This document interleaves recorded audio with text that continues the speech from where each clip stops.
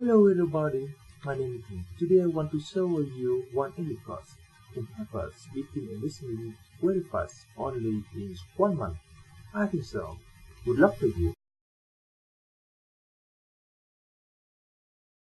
Emotionally Intelligent Husbands by Dr. John Gottman. My data on newlywed couples indicate that more husbands are being transformed. About 35% of the men we've studied fall into the category of emotionally intelligent husbands. Research from previous decades suggests the number used to be much lower. Because this type of husband honors and respects his wife, he will be open to learning more about emotions from her. He will come to understand her world and those of his children and friends. He may not emote in the same way that his wife does, but he will learn how to better connect with her emotionally. As he does so, he'll make choices that show he honors her. When he's watching the football game and she needs to talk, he'll turn off the TV and listen. He is choosing us over me. I believe the emotionally intelligent husband is the next step in social evolution. This doesn't mean that he is superior to other men in personality, upbringing, or moral fiber. He has simply figured out something very important about being married that the others haven't yet. And this is how to honor his wife and convey his respect to her. It is really that elementary. The new husband is likely to make his career less of a priority than his family life because his definition of success has been revised. Unlike husbands before him, he makes a detailed map of his wife's world. He keeps in touch with his admiration and fondness for her, and he communicates it by turning toward her in his daily actions. This benefits not only his marriage, but his children as well. Research shows that a husband who can accept influence from his wife also tends to be an outstanding father. He is familiar with his children's world and knows all about their friends and their fears. Because he's not afraid of emotions, he teaches his children to respect their own feelings and themselves. He turns off the football game for them too, because he wants them to remember him as having had time for them.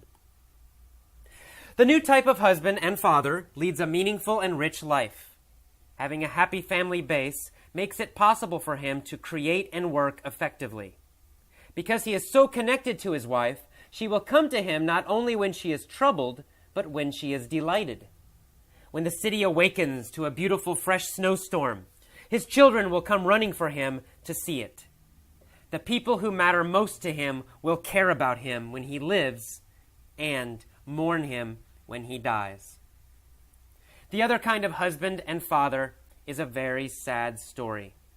He responds to the loss of male entitlement with righteous indignation, or he feels like an innocent victim.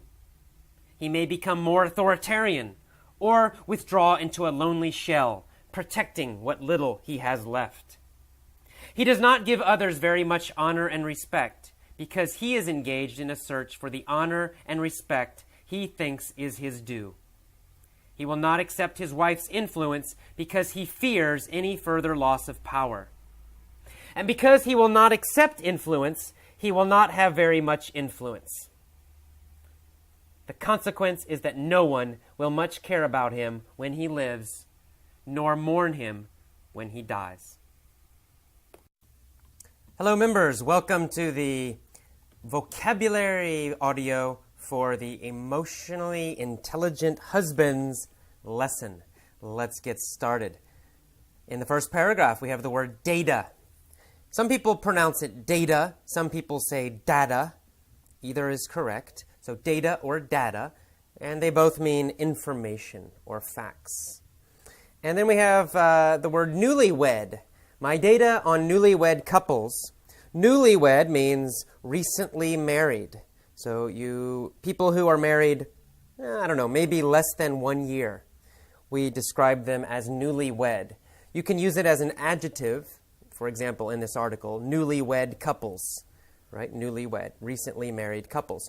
You can also use it as a noun. You can say, oh, they are newlyweds, right? That couple, they are newlyweds. It means they're recently married. So noun or adjective, either one. Okay, so it says, my data on newlywed couples indicate means show, that more husbands are being transformed, changed, but changed in a big way. Totally changed a lot. We've had this word before. Okay, and then in the next sentence, we see the phrase, emotionally intelligent husbands. Okay, you know the word intelligent. It means smart. Emotionally intelligent. Emotionally intelligent means good at dealing with your emotions. It means you can recognize emotions and you can express them. You can talk about them. You can communicate about emotions in a clear way, in an intelligent way. So some people are very smart, right? They're intelligent, but they're not emotionally intelligent. Maybe they get angry very easily. Maybe they act like babies, like little children when they get upset. They might be smart, but they're not emotionally intelligent. This article is about husbands who are emotionally intelligent, who are good with emotions. Okay, we see the word honors in that paragraph used as a verb. Because this type of husband honors and respects his wife, he will be open to learning more about emotions. Okay, to honor, used as a verb, means to respect.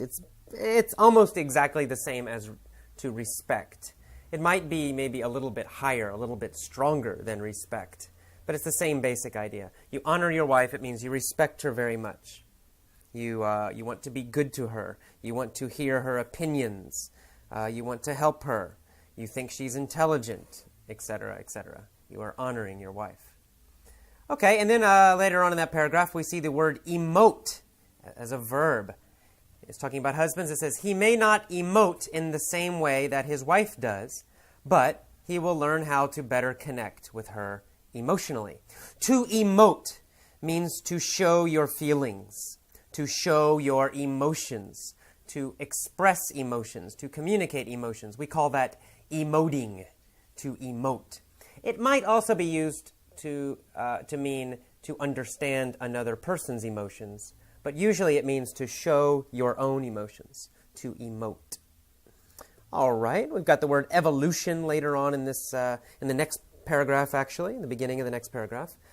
He says he thinks emotionally intelligent husbands are the next step in social evolution.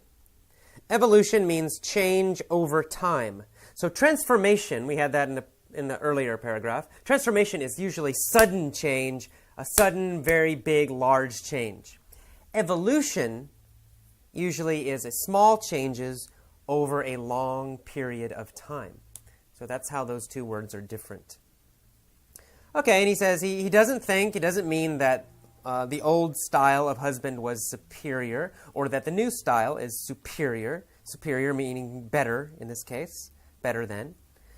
And he's not superior in personality, he's not superior in upbringing, and not necessarily superior in moral fiber. Okay, upbringing means how you were raised by your parents. It means what your parents taught you was good and what was bad. That's upbringing. You say, oh, I had a good upbringing. It means, oh, my parents were quite good. They taught me how to behave well. They taught me to be polite, for example. That means I had a good upbringing. Or you can say, wow, that guy, he had a bad upbringing. It means maybe his parents were very bad. Maybe they beat him. Maybe they were a really bad example. So that's why he's not such a good person, because he had a bad upbringing, a bad family life when he was young.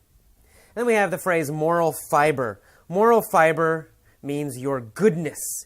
It means your sense, your feeling of what is good, what is right, and also what is wrong. If you have strong moral fiber, it means you always try to do what is right, what is good, what is kind. If you have weak moral fiber, it means it's easy for you to do something bad, to do something wrong. So moral fiber, it's it's kind of like your moral muscle, right? How much you are good at doing good things or doing bad things. All right, we see the verb to convey in that paragraph. To convey means to communicate or to show. Husband needs to convey his respect to his wife. So he's saying it's not enough just to respect her. You have to show respect. You have to communicate respect. You have to convey respect. And he says, really, it's that elementary. Elementary, of course, can mean elementary school, meaning school for young children. But elementary also means very simple. If you guys know Sherlock Holmes, his assistant Watson, or he would always say to him, it's elementary. It means it's simple, it's easy. All right, in the next paragraph, we see the word priority. That a wife must be the husband's top priority. Priority means what you think is important. You know, number 1, first importance. Number 2, second importance. Number 3, third importance. Okay, so those are your priorities. It means if your wife is the most important thing, then you say, she is my most important priority. She's number 1. Okay, and then we have the word revised in that same sentence. We've had that word before. Revised means changed, and it has the idea of editing something. It means you already have something, and then you change it a little bit. You correct it. That's what revised means. We use it a lot with writing. Please revise this. Please change it and correct the mistakes. All right, you see a kind of a strange phrase. It says a husband, makes a map of his wife's world. A map of his wife's world. It's a little bit of a strange phrase. It means that he learns about the details of his wife's life. He learns, what does she like? What does she hate? What was her family like when she grew up? What are her dreams, etc. All the details of her life. He makes a map of his wife's world. That's what that means. And he keeps in touch with his admiration and fondness for her. To keep in touch with something or someone means you keep contact. It means you remember. In this case, it means remember. He remembers his admiration and fondness for her. Admiration meaning liking, to like something. If you say, I have admiration for him, it means you like him.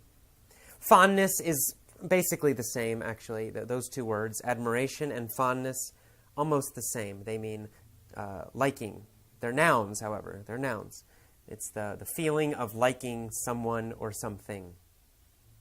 Okay. And finally, the last paragraph on the first page, we see the word outstanding. You probably know this already, but outstanding means great, fantastic, wonderful. So an emotionally intelligent husband is an outstanding father, according to Dr. Gottman. Is a great father, a wonderful father. Okay, on the next page, second page, we have the first paragraph. It says, the new type of husband leads a meaningful life. In this case, of course, lead can mean to be a leader. But in this case, it has a different meaning. If you lead a wonderful life, it means you do a wonderful life or you live a wonderful life. So it doesn't mean you're a leader. It just means you're doing it. You're doing a wonderful life. You're living a wonderful life. You're leading a wonderful life. Same meaning, all of those. All right, and he says this kind of husband, his wife will come to him not only when she is troubled, but when she is delighted. To be troubled as an emotion, it means upset. It means you have a problem, right? You say, oh, I'm very troubled right now. It means, oh, I have a lot of problems right now. I'm very worried right now. I'm very upset right now. I am troubled. And then the opposite is actually the word delighted. Delighted means very, very happy. Super happy. I'm delighted that I got a raise at my job. I'm very happy I'm getting more money at my job. I'm delighted. Okay, and in the last sentence of that first paragraph on page 2, we have the word mourn, the verb to mourn. It says, when this kind of man dies, he is mourned by his family. To mourn means to feel sad for someone who is dead, or someone or something that is gone. So someone dies and then we cry, oh no, we're very upset, we miss them. We are mourning them, right? We're remembering how much we love them and how much we miss them and how important they were and how important their memory still is. That's to mourn. You might wear, some cultures you wear black clothes. Sometimes people cry, sometimes people don't talk, whatever. But all those actions are, we call that mourning or to mourn. All right, and then finally our last paragraph. Talks about the other kinds of husbands, husbands who are not emotionally intelligent. He says they're quite sad. And he says they respond to the loss of male entitlement with righteous indignation. All right, some good words here. Entitlement means power, but it's a special kind of power. Entitlement is a power that is, it's not a power you take. It's not a power, someone can be very powerful because they make a lot of money, they build a business, or they become a politician, they're a good speaker. That's power, but that's not entitlement. Entitlement is when the government gives you power, or the society gives you power. You don't do anything to earn it. It's given to you. That's entitlement. So males, men, in many cultures, perhaps unfortunately in most cultures, I'd say, right now, have entitlement. The society and the government gives them special power that women don't have. That's entitlement. Now, in many societies and cultures and countries, men are losing these entitlements. They're losing this power that's given to them. And some men don't like that. And they respond with righteous indignation. I love this phrase. It's a nice phrase. You can use it in many situations. Righteous means you think you are right. You think you are correct. In fact, it means you think you are right and everyone else is wrong. I'm right, everyone else is wrong. And indignation means anger, strong anger. So righteous indignation means you're very angry because you think you are right and you think everybody else is wrong. Everybody else is doing something wrong and now you're really angry. So some men have righteous indignation. It's a noun. Because they think society is wrong. They're taking away men's power and that's wrong. Or the culture is wrong. Or women are wrong. They're taking men's power. And they become, if you want to use it as an adjective, you can say they become righteously indignant. But if you use it as a noun, as it is in the article, righteous indignation. Okay, and when this happens to a man, Dr. Gottman says, he may become more authoritarian or withdraw into a lonely shell.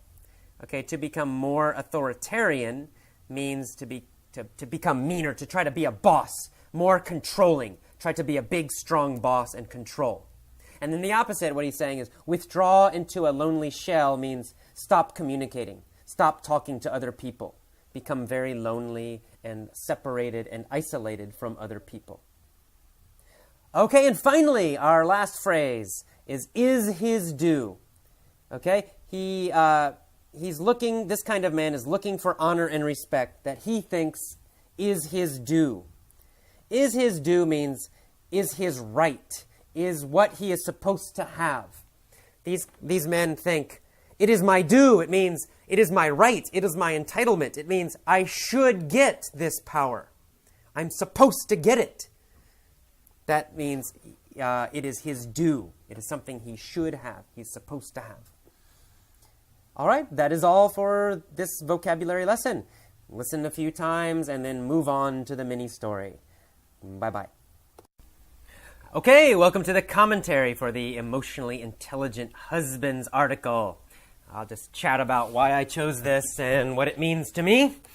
I chose this, I guess, because I myself am hoping to improve my relationship with Tomoe and always trying to be better. This is from a very interesting book by Dr. John Gottman. I'm trying to remember the name of the book exactly. The 7 Principles of Good Marriage, something like that. Anyway, Gottman's interesting, Dr. John Gottman. He's a researcher. He does research on marriages. So his book is based not just on his opinion or experience, but also on research. And what they do is he and his group research marriages. And they try to figure out what causes marriages to succeed and what causes them to fail. And his definition of success and failure are important. Success means that both partners say they are very happy with the relationship. Okay, so that's success. And failure means, number one, of course, divorce. But it also means, number two, that one or both partners, husband, wife, girlfriend, boyfriend, are very unhappy. So that's failure. So some people remain married, but they're not happy. So that's considered a failure by Dr. Gottman in his research. So they find these groups of marriages, these two kinds of marriages, and then they study these people. And it's quite interesting. They study them in a very close detail. Of course, they interview them and get lots of information. But they do much more than that. They bring them in to their research, I don't know if you want to call it a lab, office maybe. They bring them onto their office, and then many times, and they have them discuss different topics. And sometimes they argue, sometimes they agree, whatever. But they have the husband and wife talk about topics. While they're talking, they measure their heart rate and their sweat glands, how much they're sweating. They also videotape them very closely, especially their faces, their emotions. And after these videotaped conversations, after this research, they go back, they watch the videotape step by step, like each frame. When they do it, when they watch it very slow like that, they can see very quick gestures, very quick emotions on the face. When you're just looking at normal speed, you don't see them. But when you look at a video and you go slow motion, you can see really quickly some quick emotion show on the face. So anyway, they have all this information, all this data about heart rate and all these videotapes. And then they study them very carefully and they identify, what are the things that are the same for the successful marriages, the successful couples, and what are the things that are the same for the failing couples, or the divorced couples, or the ones that are probably going to be divorced. And from this research, he has identified different key traits, key things you must do for your marriage to be successful. And this article is one of them. And of course, it's focused mostly on the husband. Other things are focused on the wife or focused on both of them. But for my own purpose, I'm of course worried more about what I can do myself. So this is focused on the husband, and one key trait is that the husbands need to be emotionally intelligent. It means they have to learn how to deal with their emotions in a healthy way. And this has two sides. One side is they have to be able to understand and respect other people's emotions. Of course, their wife's feelings. The husband needs to be able to understand and respect his wife's feelings, but also his children's feelings and his friends' feelings. Just in general, he has to know how to understand and identify and talk about other people's feelings, and to be sensitive to those feelings and to care about those feelings. And then the other side of it, he has to be able to identify and understand and communicate his own feelings. So he's got to be able to talk about his own feelings, and not just anger, not just I'm pissed off, but also when he's sad and other things. He has to be able to clearly understand those feelings, handle them, and communicate them in a positive way, in a respectful way. And a lot of this has to do with what he calls accepting influence from his wife. This is what Dr. Gottman says. Accepting influence is a key part of emotional intelligence. What does that mean? Well, what it really means, practically, simply, is that the husband has to share power with his wife. He influences his wife, of course. He has some, not control's a bad word. He affects his wife. He changes his wife somewhat. But he also has to be willing to be changed. He has to be willing, he has to let his wife change him. He has to accept her power. He has to accept her influence also. It has to be both ways. So accepting influence, sharing power, is very important for marriages, especially now. In most countries, society is changing. Women are getting more power. Those old ideas from the 1950s, man is in control, the man is the leader, the man says what is done and the woman does it. Those ideas don't work anymore. They certainly don't work in America or Europe, as we know, or Latin America. And in Asia, I know this is also changing quite a lot. And that really this doesn't work in Asia anymore either. simply because women will not tolerate it anymore, right? They're sick of it, and they're not going to put up with this anymore. It doesn't matter what men like or don't like or want or don't want. The women will not accept this anymore. In my opinion, that's good. So I'm quite happy about that. I think it's a good thing. But it's an adjustment, and he's right about that. In the past, men, especially older generation, my father's generation, my grandfather's generation, they did have that entitlement. You know, they had that feeling that naturally men should be the leader. Naturally, men should have the power or more power. And naturally, women should be weaker. They have this strong idea. Society taught them that. Their own family taught them that. So it's hard for them to change. Some of them have a difficult time changing. They feel they're losing that entitlement, and some of them do respond with righteous indignation. They do respond with anger. Now, to be fair, some of them do not. You know, actually, my own father, I've seen him change quite a bit, and I've known plenty of older men, my father's age. In fact, my grandfather, my mother's father, was not like that at all. He very much shared power with my grandmother. In fact, I would say my grandmother was the stronger one in their relationship.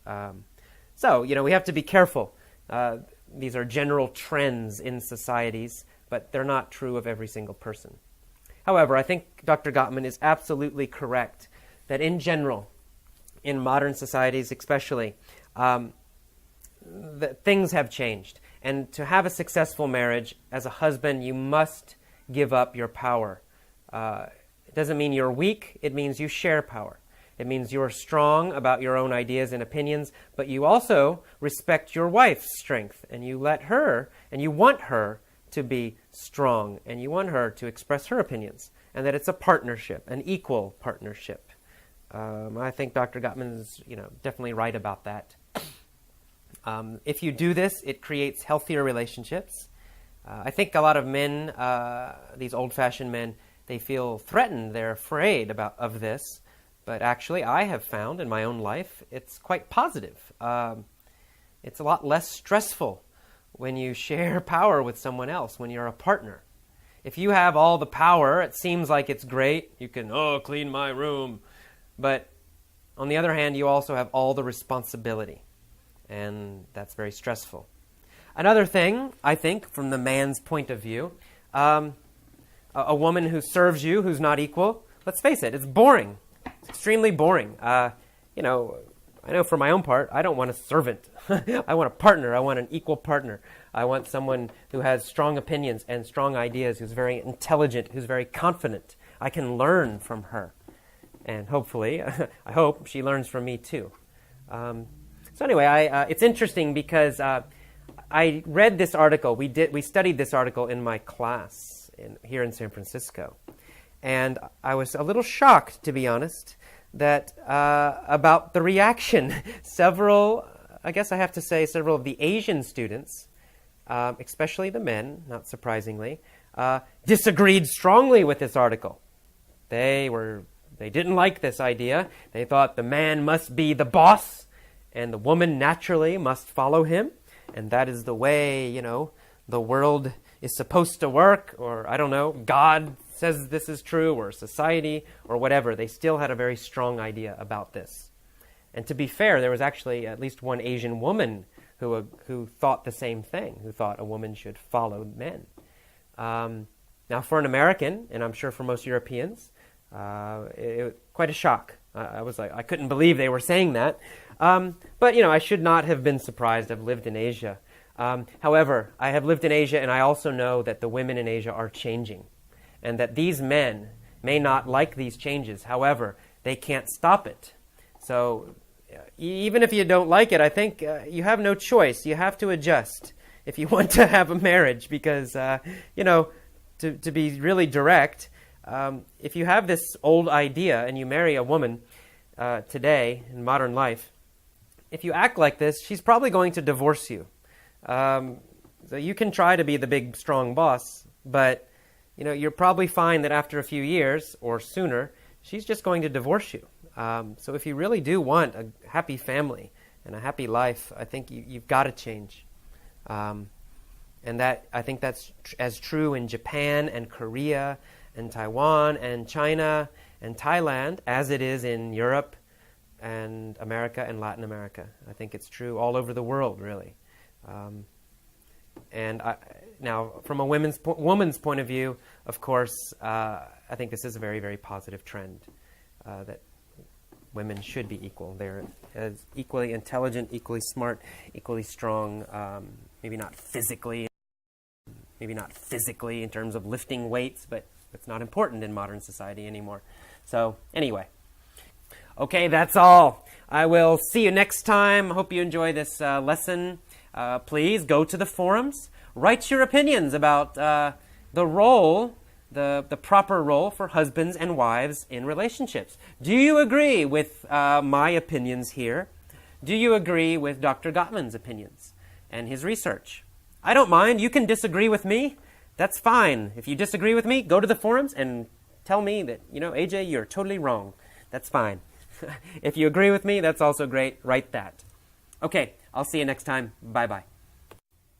Okay, welcome to the mini story for the Emotionally Intelligent Husbands lesson. Let's get started. This story is told in the present tense right now. Here we go. Bob is a newlywed. He and his wife, Kathy, have been married only 2 months. Unfortunately, Bob is an authoritarian husband. Every day he tells Kathy, "Cook my food! Clean this house! Serve me, woman!" Bob feels he is entitled to be served like a king by his wife. Kathy is very sweet. She's a very sensitive person, and she emotes strongly. She always shows her true feelings. Kathy had a strict upbringing. Her mom told her to always obey her husband.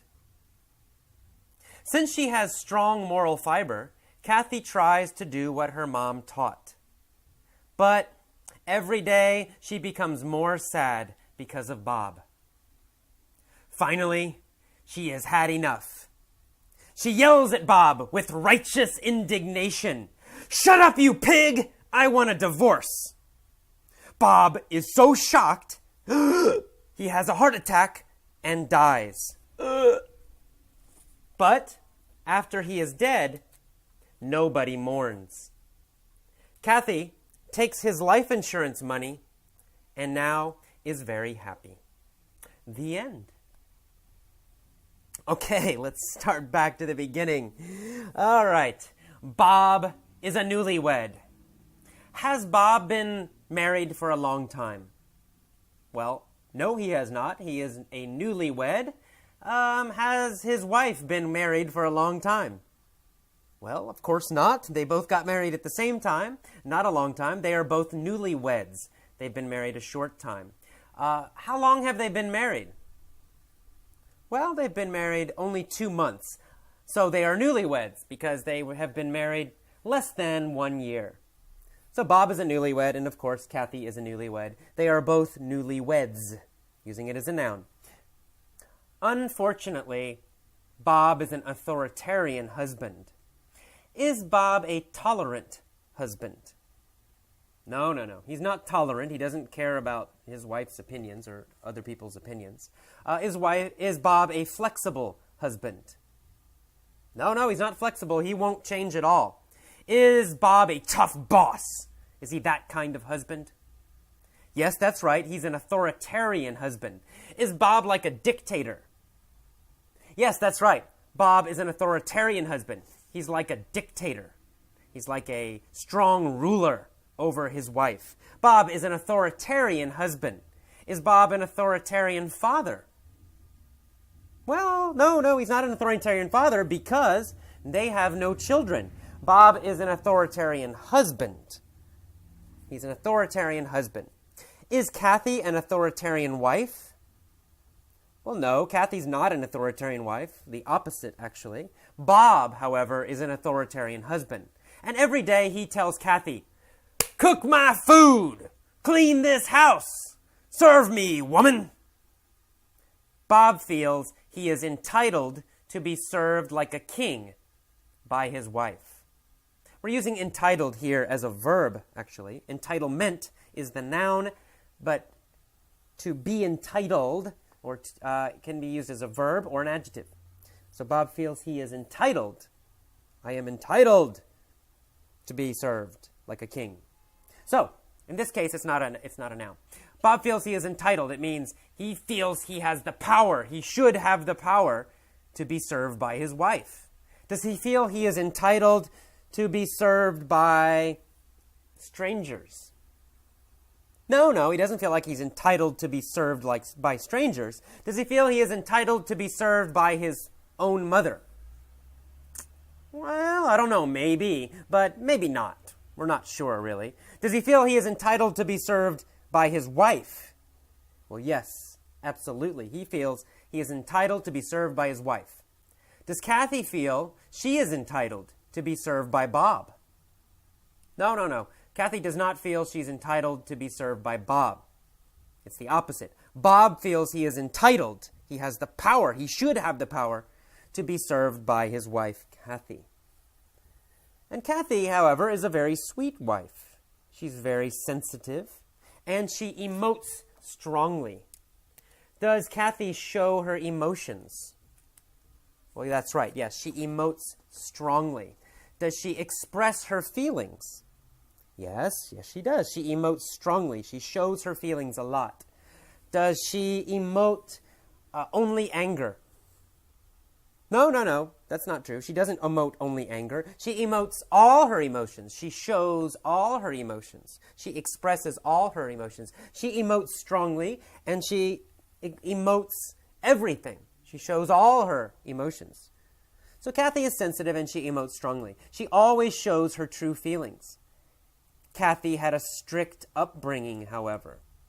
Her mom told her to always obey her husband. Was Kathy's upbringing relaxed? No, her parents were not relaxed. She had a very tough upbringing. Was Kathy's upbringing conservative? Very conservative? Yeah, I think you would describe that as conservative. Her mom was very old-fashioned, very conservative. She had a strict upbringing. Kathy had a strict upbringing. Did Bob have a strict upbringing? Well, no, not really. Bob was spoiled when he was a child. His parents gave him everything. They served him. They let him do anything he wanted. So he was kind of a spoiled brat. But Kathy, however, had a very tough upbringing, a very strict upbringing, because her mom told her, always obey your parents. Always obey your future husband. The good thing about Kathy is she has strong moral fiber. She always tries to do what is right, what is correct, what her mom taught her to do. Does Kathy have strong moral fiber? Well, yes, she does, of course. She has strong moral fiber. Does Kathy try to do what is right? Yes, she does. She has strong moral fiber. She tries to do what is right. Would Kathy steal money from someone? No, of course not. Kathy has strong moral fiber. She would never steal from another person. Would Kathy try to kill another person? No, Kathy has strong moral fiber. She would never try to kill or hurt someone else. She has strong moral fiber. Why does Kathy obey Bob? Well, because her mom told her she should. Kathy thinks she must have strong moral fiber and therefore must obey Bob. But finally, she changes her mind, right? Finally, she yells at him because she is sad every day because of Bob. So finally, she yells at him with righteous indignation. Does she talk to him quietly? Well, no, she yells, of course. Does she yell with a lot of anger? Yes, that's right, she does. She's very angry when she yells. She's indignant. She has indignation. She yells at him with indignation, with anger. What kind of anger? Is it anger from being, hurt? Not exactly. No. It's righteous indignation. She feels Bob is wrong and she is right. Bob is doing bad things And Kathy is a good person, so she feels righteous indignation. She has righteous indignation. She yells at him with righteous indignation. When she yells with righteous indignation, what does she say? Well, she says, "Shut up, you pig! I want a divorce!" Is Bob surprised by Kathy's righteous indignation? Yes, he is. He's very surprised by her righteous indignation. So surprised, he has a heart attack. And then he dies. But after Bob is dead, nobody mourns. Does anybody feel sad because Bob is dead? Well, no. Nobody feels sad. Nobody mourns him. Does Kathy mourn him? No, Kathy doesn't mourn him. She doesn't feel sad after he dies. She thinks he's a pig, right? He's been a bad man, so she does not mourn him. She does not cry. She does not wear black. She does not feel really sad. She does not mourn him. Do Bob's friends mourn him? No, Bob's friends don't mourn him either because he doesn't have any friends. Nobody likes Bob. So Bob is not mourned by his friends because he doesn't have friends. And Kathy doesn't mourn Bob either. Nobody mourns Bob. Nobody feels sad for Bob after he's dead. What happens next? Does Kathy have a good life? Well, as a matter of fact, she does. She gets money from Bob's life insurance, and now she is rich and free and very happy. All right, good job. One more time. This time I'll pause. Please repeat the key phrases after me. Now, don't just repeat. Copy my pronunciation. Copy my rhythm. Copy my tone. Everything. Copy my emotion. Here we go. Bob is a newlywed. Good. Bob is a newlywed.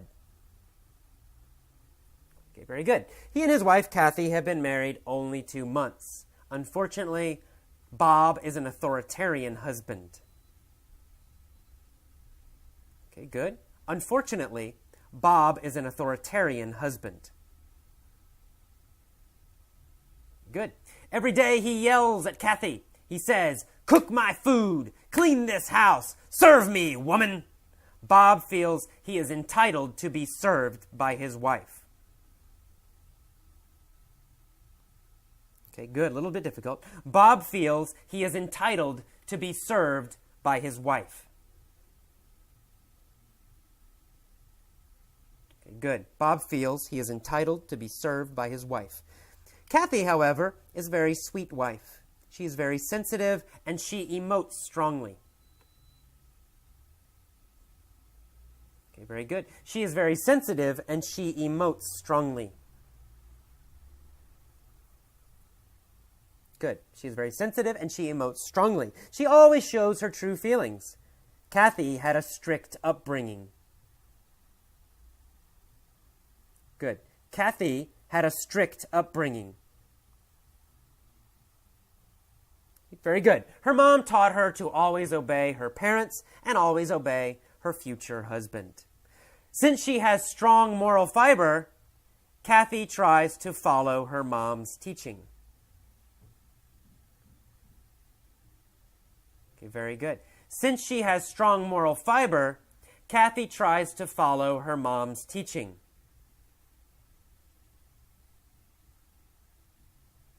Okay, very good. But every day she becomes more sad because of Bob. Finally, she yells at Bob with righteous indignation. Okay, very good. Finally, she yells at Bob with righteous indignation. Okay, great. She yells with righteous indignation, "Shut up, you pig! I want a divorce." Bob is so shocked, he has a heart attack and dies. But after he is dead, nobody mourns. Okay, good. But after he is dead, nobody mourns. Okay, great. But after he is dead, nobody mourns. Kathy takes his life insurance money, and now she is rich and free and very happy. Okay, very nice. Use your pause button when you do this. Use your pause button often. But now, please use your pause button and tell all of the story. Tell the entire story yourself, out loud. Say it where you can hear it. You don't need to remember every word. It's not a memory test. Just try to use the vocabulary correctly. That's the important part. You can change the details, doesn't matter. Try to remember the vocabulary, try to use it correctly. That's what is important. Okay, great. If this is difficult for you, listen to it many, many times before you try speaking. It's okay. Listen to it as many times as you want. Listen every day for 1 month if necessary. It's okay. Go slow, relax, take your time. After you understand it completely and easily, then, only then, try practicing speaking with your pause button. Okay, good job. Next is the mini-story point of view lesson. I will tell the same story using different time frames, different points of view. See you next time. Bye-bye. Okay, welcome to the mini-story point of view lesson for emotionally intelligent husbands. Same story. We're going to change the time a little bit. Let's tell let's tell this story in the past, 20 years ago. 20 years ago. Here we go. 20 years ago, there was a guy named Bob. Bob was a newlywed. He and his wife, Kathy, had been married only 2 months. Unfortunately, Bob was an authoritarian husband. Every day, he would tell Kathy, "Cook my food, clean this house, serve me, woman." Bob felt he was entitled to be served like a king by his wife. Now, his wife, Kathy, was a very sweet wife. She was very sensitive, and she emoted strongly. She always showed her true feelings. Kathy had had a strict upbringing. Her mom had told her to always obey her future husband. Since she had strong moral fiber, Kathy tried to do what her mom had taught. But every day, she became more sad because of Bob. Finally, she yelled at him with righteous indignation. "Shut up, you pig! I want a divorce." Bob was so shocked, he had a heart attack and died. But after he was dead, nobody mourned. Kathy took his life insurance money, and now, today, she is still very rich, free, and happy. Okay, good. Pause. Please go back, listen to that version a few times until you fully understand how it changed. And then pause and tell it yourself. Tell it in the past tense, starting with the phrase 20 years ago. Now, actually, you will notice every verb is not in the past tense. Some verbs are in different tenses. Don't worry about the names of the tenses. Just listen carefully, notice how they change, and then you can pause after each sentence if you need to and repeat, or you can pause after all of the story and try to tell the entire story, beginning with the phrase 20 years ago. All right, let's jump to the future now. I have a new movie idea. It's a science fiction movie, and it's going to be in 2050. And I'm going to tell you about my movie idea. Here we go. In the year 2050, there will be a guy named Bob. Bob will be a newlywed. He and his wife will have been married only 2 months. Unfortunately, Bob will be an authoritarian husband. Every day he will tell Kathy, "Cook my food, clean this house, serve me, woman." Bob will feel he is entitled to be served like a king by his wife. Now, Kathy will be a very sweet wife. She's going to be very sensitive, and she's going to emote strongly. She'll always show her true feelings. Kathy will have had a strict upbringing. Her mom will have told her to always obey her husband. Since she will have strong moral fiber, Kathy will try to do what her mom taught. But every day, she will become more sad because of Bob. Finally, she's going to yell at him with righteous indignation. "Shut up, you pig! I want a divorce." Bob is going to be so shocked, he will have a heart attack, and then he's going to die. After that, nobody's going to mourn him. Nobody will mourn Bob. Kathy will take his life insurance money, And then she's going to be very happy. She will be very happy because she'll be free and she'll be rich. All right. Very good. So that obviously is using the future, right? We're talking about the year 2050. Now you notice I sound like I made a mistake there, but actually I started using the present tense and then I switched to using future. That's okay. Actually, in English, sometimes when we talk about the future, sometimes we use the present tense. So actually, in many cases, you can use both. I changed because I wanted to keep using the future tense only, so just to help you remember it. But in fact, when you talk about the future, you can sometimes use the present tense. So don't let that confuse you. All right. Now let's tell it one more time. I'm going to begin the story with the phrase, since 2 months ago. Okay? Since 2 months ago. Starting 2 months ago. Okay. Since 2 months ago, there has been a couple named Bob and Kathy who are newlyweds. Unfortunately, Bob has been an authoritarian husband during these 2 months. Every day he has yelled at Kathy, "Cook my food! Clean this house! Serve me, woman!" Now, during this time, this 2 months, Bob has felt he is entitled to be served like a king by his wife. Now, Kathy, his wife, she's a very sweet woman. She's very sensitive, and she has always emoted strongly. She has always showed her true feelings to Bob. Kathy, in the past, had a strict upbringing. Her mom told her to always obey her future husband. Now, since she has strong moral fiber, and during this 2 months she has had strong moral fiber, Kathy has tried to do what her mom taught her. But every day she has become more sad because of Bob. Finally, one day, she's sick of it. Finally, one day, she yells at him. And she yells at him with righteous indignation. She says, "Shut up, you pig! I want a divorce." Well, Bob is so shocked, he has a heart attack and dies. But after he's dead, nobody mourns. Kathy takes his life insurance money and is now very happy. Okay, you'll notice in that one, I use have had, have gone, right? In the beginning. Whenever I'm talking about during the last 2 months, since 2 months ago, it means starting 2 months ago and continuing all up until now. Anytime I'm talking about something that has continued, that started 2 months ago and has continued until now, I'm using have gone, have had, right? But then I change to the present tense. I say, finally one day.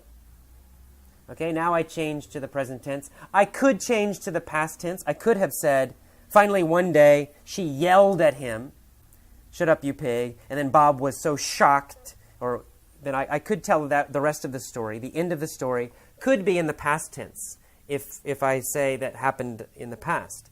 I decided to tell it in the present tense, meaning I started 2 months ago, I come up until now, the end of the story is told in the present tense. The end of the story is happening, happening recently. But the beginning of the story, I'm talking about what has happened during this whole time, during a period that started in the past 2 months ago and has continued until recently. Okay, again, don't think too much about the grammar terms. You don't need to know present perfect, past perfect. That's not important. What I want you to do is listen many times to each version, pause, go back, listen again, then try to maybe repeat or copy individual sentences, then try to repeat and copy telling all of the story, all of the version, using the beginning phrases. 20 years ago is version number 1. Version number 2, in 2050. And version number 3, since 2 months ago. All right, good luck. See you next time. Bye-bye.